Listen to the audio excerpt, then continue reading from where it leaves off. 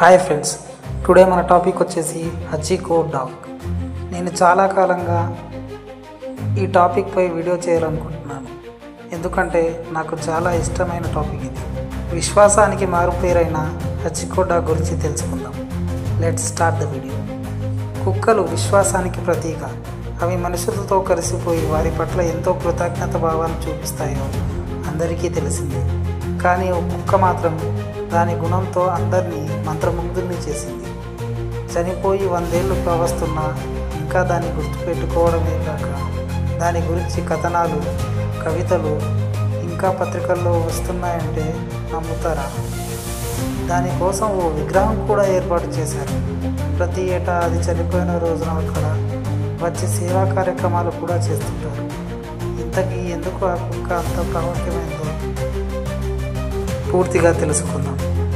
Hachiko అనే కుక్క జపానీస్కు చెందిన క్రీమ్ వైట్ అకీతా జాతికి చెందినది. ఈ అకీతా జాతి కుక్కలు అత్యంత ప్రజాదరణ పొందినవి. జపాన్ ప్రభుత్వం జాతీయ చిహ్నంగా వాటికి స్థానం కల్పించింది కూడా. ఇక ఈ హచికో కూడా ఆ జాతికి చెందింది కావడంతో దాని విశ్వాసం, గొప్పతనం ప్రపంచానికి తెలియజేసింది. ఇది జపాన్లోని అకీటా ప్రిఫెక్చర్లోని ఓడేట్లోని వ్యవసాయ క్షేత్రంలో నవంబర్ 10, 1923న జన్మించింది. ఒక ఏడాది తర్వాత టోక్యో విశ్వవిద్యాలయంలోని అగ్రికల్చర్ విభాగంలో ప్రొఫెసర్గా ఉన్న హిడేసాబురో యునో అనే వ్యక్తి ఈ హచికో అనే కుక్కను అడాప్ట్ చేసుకున్నాడు. అతను దాన్ని టోక్యోలోని షిబుయాలో ఉన్న తన ఇంటికి తీసుకెళ్లాడు. ప్రతిరోజు యూనో తన డ్యూటీకి వెళ్లే ముందు సమీపంలో ఉన్న షిబుయా స్టేషన్కు వరకు వచ్చి అతడికి సాగనంపేది. ఇలా మే 21, 1925 వరకు సాగింది. అయితే ఒకరోజు హఠాత్తుగా యూనో తన తరగతి గదిలో పాఠాలు చెబుతూ సెర్రిబల్ హెమారేజ్కి గురై చనిపోయాడు. అయితే అతడి పెంపుడు కుక్క ఆ రైల్వే స్టేషన్ వద్దే అతడి కోసం ఆసక్తిగా ఎదురు చూస్తూ ఉండిపోయింది. కానీ ఆ కుక్క ఆ ప్రొఫెసర్ వాసనను గుర్తుపట్టగలగడంతో ఇంటికి వెళ్ళి చూసింది. అక్కడ శవపేటికలో ఉన్న అతన్ని గుర్తించింది. అక్కడి నుంచి కదలలేదు. ఆ తర్వాత కూడా అలాగే ఉండిపోయింది.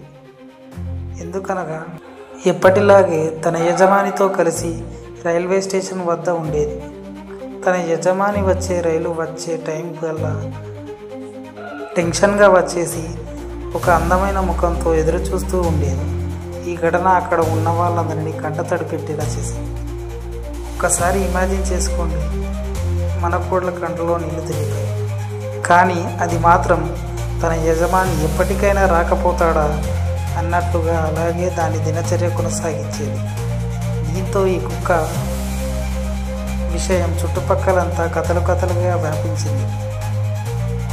ఈ కుక్క విషయం తెలుసుకున్న వారంతా పాపం అనుకుంటూ ఆ కుక్కకి భోజనం అవి ఇవి పెడుతుండేవారు. అయితే ఆ కుక్క కొన్నాళ్లకు తన యజమాని తోటమాలి కికుసాయిబో కుబాషాయితో ఉండడం ప్రారంభించింది. అయినప్పటికీ ఆ రైల్వే స్టేషన్ యథాతథంగా తన యజమాని వచ్చే రైలు టైంకి వెళ్ళిపోయేది. అలా అది చనిపోయేంత వరకు ఆ విధంగానే చేసింది. అప్పటి వరకు దాని గురించి అక్కడ వరకే పరిమితమైతే ఆ తర్వాత జపాన్ అంతటా తెలిసిపోయింది. దీంతో రైల్వే స్టేషన్కు దాని పోషణార్థం పెద్ద సంఖ్యలో విరాళాలు కూడా వచ్చాయి. రెండో ప్రపంచ యుద్ధంలో ఈ కుక్కని వినియోగించాలనే ప్రయత్నం కూడా చేశారు. ఇక హచికో 11 సంవత్సరాల వయసులో మార్చి 8, 1935న చనిపోయింది. పెద్ద సంఖ్యలో సందర్శకులు కూడా ఆ కుక్కను చూసేందుకు వచ్చారు. అంతేకాదు, బౌద్ధ సన్యాసులే దగ్గరుండి ప్రార్థనలు చేసి మరీ ఆ కుక్కకు అంత్యక్రియలు నిర్వహించారు. దాని మరణ వార్తలు సైతం పలు పేపర్లో కథనాలుగా కూడా వచ్చింది. ఆ తర్వాత 1948 దాని గౌరవార్థం విగ్రహం కూడా ఏర్పాటు చేశారు జపాన్ వాసులు.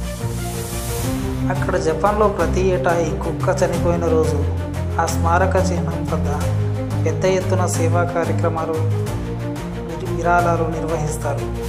అంతేకాదు, ఈ హచికో కుక్క దాని అచంచలమైన విశ్వాసం కారణంగా ప్రపంచంలోనే అత్యంత విశ్వాసం గల కుక్కగా పేరుగాంచింది.